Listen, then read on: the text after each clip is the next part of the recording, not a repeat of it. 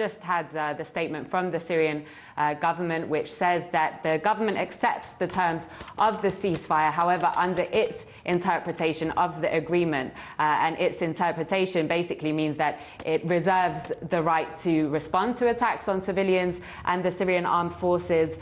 And of course, it will continue its campaign under the agreement against groups like the Islamic State, al-Qaeda's franchise in Syria, Jabhat al-Nusra, and other groups designated as terrorist organizations by the United Nations Security Council. Now, on the part of the Saudi-backed opposition umbrella group, the High Negotiations Committee, it laid out several preconditions, which included the Syrian government lifting sieges on areas that it surrounded, prisoners being released. However, it did say that it would accept the terms of the truce like the Syrian government. I'd like to remind viewers that a date has been set for parliamentary elections by the Syrian President Bashar al-Assad for April 13th. And this ceasefire being successful will be extremely important for those elections to take place successfully and for the subsequent political process to begin here in Syria. It's better not only for the government or for the opposite, no, for all the people in Syria.